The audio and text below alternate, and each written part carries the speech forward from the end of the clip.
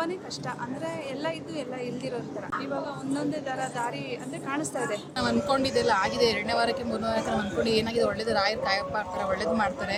3ನೇ ವಾರದಲ್ಲಿ ಗೊತ್ತಾಯ್ತು. ಮಂತ್ರಾಲಯಮು ಮಹಿಮಾಲಯಮು ರಾಘವೇಂದ್ರುನಿ. ಇವಾಗ ಒಂದೊಂದೇ ದಾರಿ ಅಂದರೆ ಕಾಣಿಸ್ತಾ ಇದೆ. ನಾನು ಇದ್ದೀನಿ ಅನ್ನೋ ಥರ ದಾರಿ ತೋರಿಸೋ ಥರ. ಏನೋ ಕಳ್ಕೊಂಡಿರೋರಿಗೆ ಏನೋ ನಾನು ಇದ್ದೀನಿ ಅನ್ನೋ ಥರ ತೋರಿಸ್ತಾ ಇದೆ. ತುಂಬ ಅಡೆತಡೆಗಳಾಗ್ತಿತ್ತು. ಯಾವುದೇ ಲೋನ್ ವಿಷಯ ಆಗಲಿ ಮತ್ತು ಸಂಘದ ಏನೇ ಒಂದು ಬ್ಯಾಂಕಿಂಗ್ ಕೆಲ್ಸಕ್ಕೆ ಹೋಗ್ತಾ ಇದ್ದರೆ ಎಲ್ಲ ಕೈಗೆ ಬಂದಿದೆ ಅನ್ನೋಷ್ಟರಲ್ಲಿ ಎಲ್ಲ ಅಲ್ಲಲ್ಲೇ ಶಾಪ್ ಆಗ್ತಾಯಿತ್ತು. ಇವಾಗ ಇಲ್ಲಿ ಬಂದು ಹೋದಾಗಿಂದ ಒಂದೊಂದೇ ಇದಾಗ್ತಾ ಇದೆ. ಇನ್ನೊಂದು ವಾರದಲ್ಲಿ ನೀವು ಕೇಳ್ಕೊಂಡಿದ್ದೆಲ್ಲ ಆಗಿದೆ ಅಂತ ಹೇಳ್ತೀರಾ? 2ನೇ ವಾರದಿಂದ ಸ್ಟಾರ್ಟ್ ಆಗಿದೆ.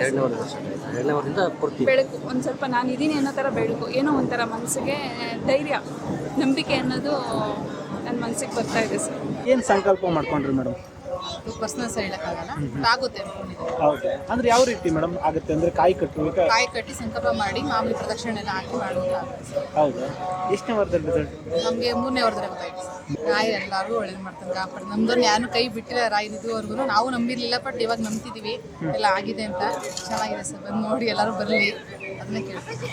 ರಾಯಿ ನಂಬ್ಕೊಂಡು ಬನ್ನಿ, ನಿಮ್ಗೆ ಏನು ಅಂದ್ಕೊಂಡಿದೆ ಎಲ್ಲ ಆಗುತ್ತೆ. ಇಷ್ಟಪಟ್ಟರೆ ಸುಖ ಅಂತಾರಲ್ಲ ಆಗುತ್ತೆ. ಥ್ಯಾಂಕ್ ಯು ಅವರಿಗೆ.